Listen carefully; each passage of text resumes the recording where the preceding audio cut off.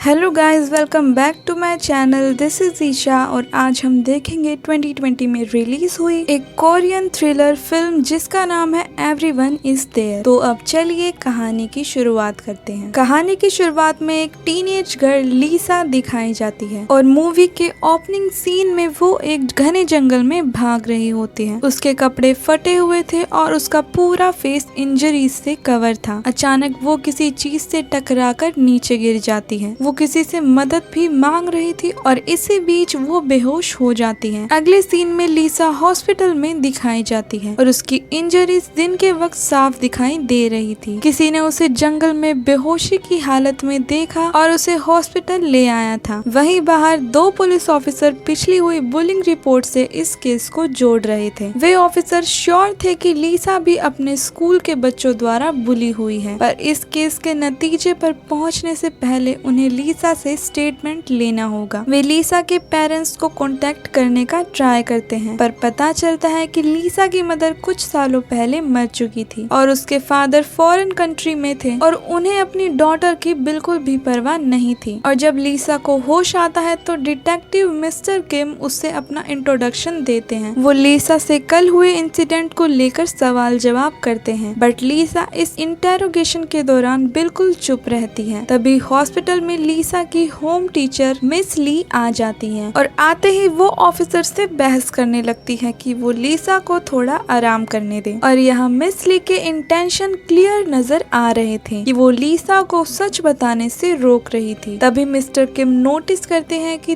3 middle aged women door के सामने खड़ी हुई थी और ये उन तीनों लड़कियों की मदर्स थी जो सस्पेक्ट थी कि उन्होंने ही लीसा को बुली किया है। मिस्टर किम को पता चल जाता है कि वे लीसा को धमकाने आई हैं कि वो उस रात के बारे में किसी से कुछ ना कहें। वे विक्टिम से मिलने के लिए लीगली अलाउड नहीं थी, इसलिए मिस्टर किम उन्हें जाने के लिए कहते हैं। वे एडमिट करती हैं कि उनके हस्बैंड बहुत पावरफुल हैं और वे अपने पैसों के बलबूते पर अपनी लड़कियों को किसी भी मुसीबत से बाहर निकाल सकते हैं। मिस्टर किम दावा करते हैं कि उन्हीं की लड़कियों ने लीसा को माउंटेन पर बुलाया था। मदर्स कहती हैं कि उनकी लड़कियां वहां बस हैंग आउट करने गई थी। इसी कारण सब में बहस होने लगती है और लीसा उन सबको बाहर जाने को कहती है क्योंकि उसे रेस्ट करना था। वही होम रूम टीचर मिस ली स्कूल प्रिंसिपल से मिलती है और उन दोनों को अच्छे से पता था कि लीसा को बुली किया गया है। स्कूल की रेपुटेशन को बचाने के लिए प्रिंसिपल मिस ली को ऑर्डर देते हैं कि जैसे ही लीसा वापस आए तो वे उसे किसी और स्कूल में ट्रांसफर कर दें। यहाँ प्रिंसिपल अपने करप्शन को छुपाने के लिए बुली स्टूडेंट की चिंता करने का नाटक कर रहा था। कुछ वीक्स बाद लीसा फाइनली अपनी इंजरी से रिकवर हो जाती है और अब वो चल भी सकती थी। मिस्टर किम हर बार लीसा से उस इंसिडेंट के बारे में पूछते हैं, बट लीसा अपनी चुप्पी नहीं तोड़ती और इस केस पर एविडेंस की कमी होने के कारण ये केस एक काउंसलिंग गाइडेंस टीचर को सौंप दिया जाता है। इस बार भी पुलिस बच गए थे। एक रात लीसा के मन में नेगेटिव थॉट्स आने लगते हैं और वो खुद को मारने का डिसाइड करती है क्योंकि उसका मानना था कि यही उसके लिए सही होगा। पर जब उसके रूम में एक लेडी एंटर करती है तो वो रुक जाती है। ये lady counselling guidance teacher miss Somi थी। सोमी लीसा जैसे स्टूडेंट्स की हेल्प करती थी जो किसी इंसिडेंट से ट्रॉमा में चले जाते थे। वो एक नॉर्मल गाइडेंस टीचर नहीं थी, वो भी कभी अपने स्कूल में बुली हुआ करती थी और वो समझ सकती थी कि अभी लीसा पर क्या बीत रही थी और इसी तरह से वो अपने स्टूडेंट्स को बुली से रिवेंज लेने में उनकी हेल्प करती थी। उसे लीसा पर बिल्कुल भी दया नहीं आ रही थी। वो लीसा को उस रात हुए हादसे को याद दिलाने की कोशिश कर रही थी, जिस कारण लीसा अपने कानों को बंद कर लेती है और रोने लगती है। जब लीसा शांत हो जाती है तो सोमी उसे कहती है कि उसे किसी भी हालत में जिंदा रहना है। आज वो दिन आ जाता है जब लीसा डिस्चार्ज हो गई थी। तभी उसकी मुलाकात पुलिस के लीडर नायोन से होती है जो उसके लिए नई स्कूल यूनिफॉर्म लेकर आई थी क्योंकि लीसा की पुरानी यूनिफॉर्म फट चुकी थी। नायोन के चेहरे पर कोई पछतावा नहीं था, जबकि उसने लीसा को लगभग मार ही डाला था और जाने से पहले वो लीसा को पुलिस से दूर रहने की धमकी देती है। नायोन के वहाँ से जाते ही सोमी रूम में एंटर करती है और उसने उन दोनों की बातों को सुन लिया था। वो लीसा को अपने घर में ले आती है और उसे सेटल होने में मदद करती है। उसके बाद लीसा उस पड़ोस में जा जाती है जहाँ उसकी मदर मरने से पहले रहा करती थी। लीसा अपने पास्ट के बारे में याद करने लगती है। तभी लीसा का ध्यान एक लड़की पर जाता है। वो उसे फॉलो करती है और उसे जल्द ही पता चल जाता है कि ये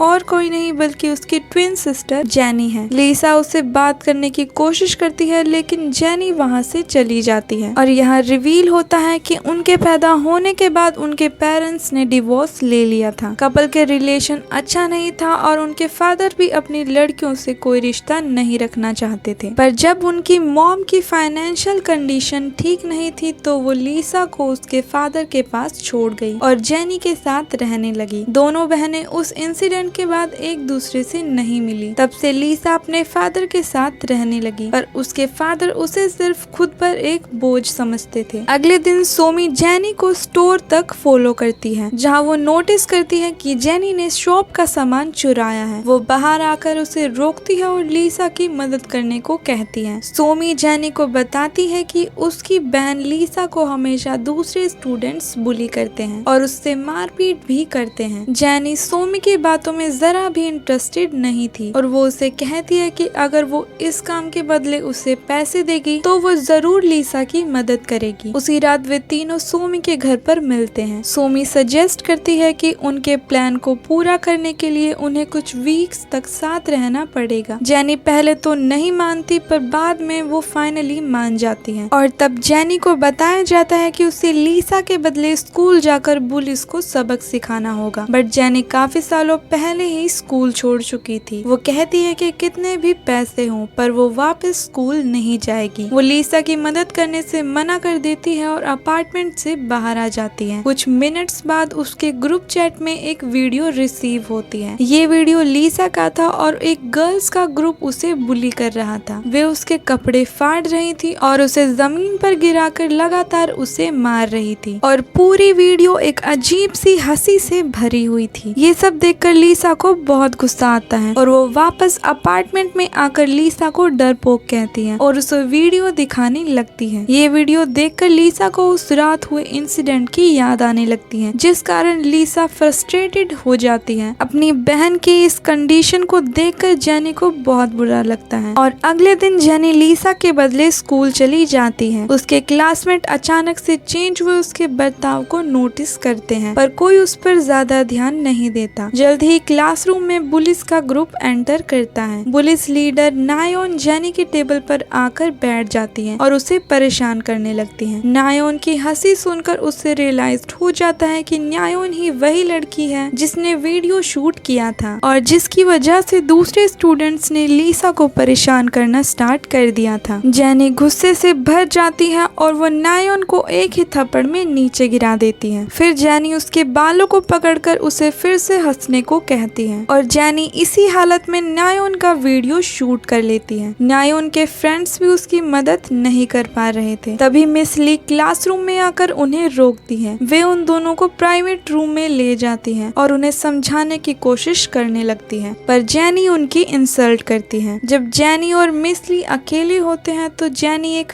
पेन उठा लेती है और मिस ली के पास आने लगती है। मिस ली डर के कारण कांपने लगती है। जेनी मिस ली को धमकी देती है कि उन्होंने लीसा के साथ अच्छा नहीं किया। उसके बाद जेनी घर पहुंचकर लीसा को नायोन की वीडियो दिखाती है पर लीसा को वीडियो देखकर अच्छा फील नहीं हो रहा था। सोमी जेनी को कुछ भी उल्टा सीधा करने से मना करती है क्योंकि इस वजह से लीसा मुसीबत में पड़ सकती थी। अगले दिन उन दोनों का बर्थडे होता है। वे दोनों केक कट करती हैं और जिंदगी में पहली बार वे एक दूसरे से बातें शेयर करते हैं। लीसा जेनी को बताती है कि कैसे उसकी लाइफ बहुत ही मुश्किल भरी थी क्योंकि उसे कभी भी अपने पेरेंट्स का प्यार नहीं मिला। जेनी को भी उसके लिए बुरा लगता है क्योंकि उसकी मॉम के साथ उसका बचपन बिल्कुल भी अच्छा नहीं था। अगली सुबह जेनी नींद में होती है इसलिए लीसा खुद स्कूल जाने का डिसाइड करती है। उसे यकीन था कि अब कोई भी उसे परेशान नहीं करेगा। वहीं दूसरी तरफ नायोन की मदर स्कूल प्रिंसिपल से लीसा को दूसरे स्कूल में ट्रांसफर करने का रिक्वेस्ट करती है। नायोन की मदर कैसे भी करके जेनी से बदला लेना चाहती थी। करप्ट प्रिंसिपल भी उनकी बातें मान लेता है और यहाँ लीसा भी उन सब की बातें बाहर खड़ी होकर सुन रही थी। ये सब सुनकर वो रोते हुए बाथरूम की तरफ चली जाती है। बाथरूम में पहुंचते ही वो नायोन से टकराती है और जाकर अपने आप को बाथरूम में लॉक कर लेती है, जबकि नायोन भी वहाँ थी जो बड़ी बेसब्री से लीसा से बदला लेने की राह देख रही थी। वो एक पानी से भरी बकेट लीसा पर गिरा देती है। लीसा बड़ी बुरी हालत में घर पहुँचती है और वहाँ आकर बेहोश हो जाती है और सोमी उसकी हेल्प करने चली जाती है। बट वहीं जेनी अपनी बहन की हालत देखकर गुस्से से पागल होने लगती है। वो जल्दी से नायोन को कॉल करके उसे धमकी देती है कि अगर वो लीसा की वीडियो इंटरनेट पर नहीं चाहती है तो वो जल्दी से माउंटेन पर आ जाए। नायोन माउंटेन पर पहुंच जाती है। नायोन के वहां पहुंचते ही जेनी उसके सर पर किसी चीज से मारती है, जिस वजह से वो वहीं बेहोश हो जाती है। जब नायोन को होश आता है तो वो अपने पैरों और हाथों को बंधा पाती है, यहाँ तक कि उसका मुंह भी टेप से रैप्ड किया हुआ था। जेनी वहां आकर उसके मुंह से